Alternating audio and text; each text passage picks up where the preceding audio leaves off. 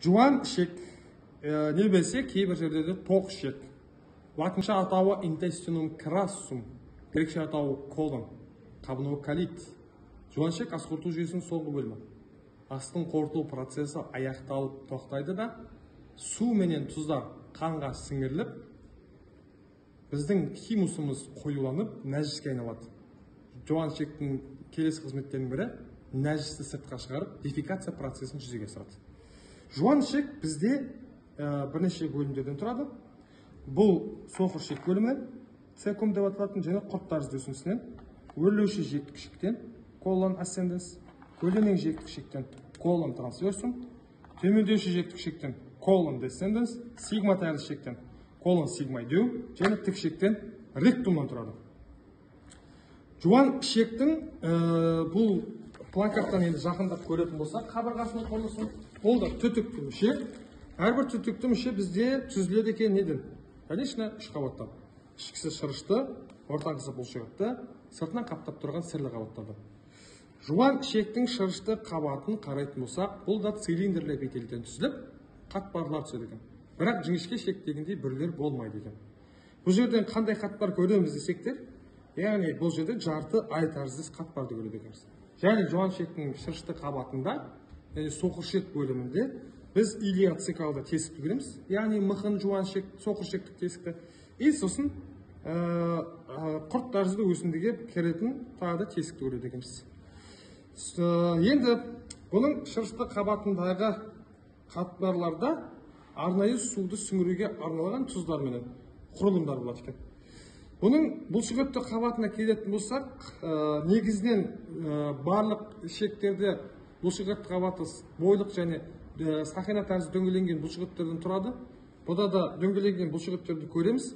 Бірақ ұзына бойлық орналасқан бұлшықеттер ішекті толықтай қамтымайды. Олар яғни лента түрінде, таспалар түрінде орналасады. Міне соның бір таспасы бос таспаны көруге болады. Бұл таспалар ішекті үш жағынан ұзына бойы орналасады да, ішектің ұзындығынан қысқа болып, біздің жуан ішегімізді жиырып қалады екен. Сөйтіп қампаймалардың түзілуіне алып келеді екен.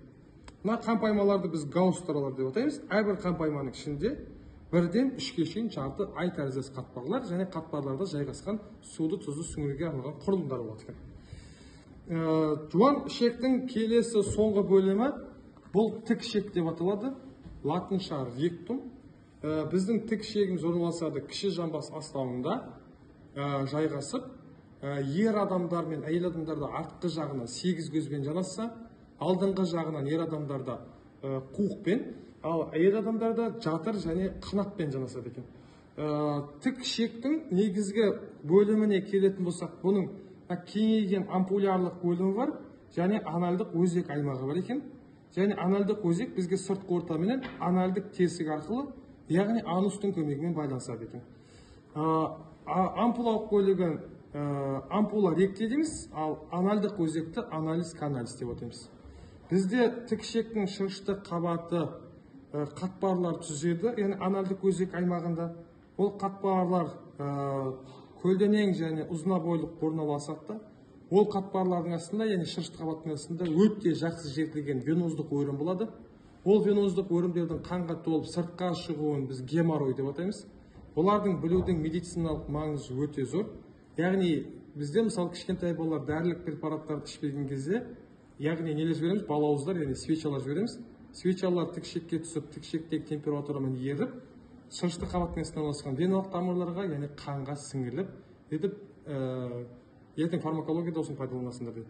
Потом келесі тік ішектің бұлшықетті қабаты жаңа негізінде бойлық және дөңгелек сақиналдан түзіліп, сол бұлшықеттің ортаңғы сақина тәрізді орналасқандары тік ішектің анальдық өзегі аймағында ішкі қысқышты түзеді.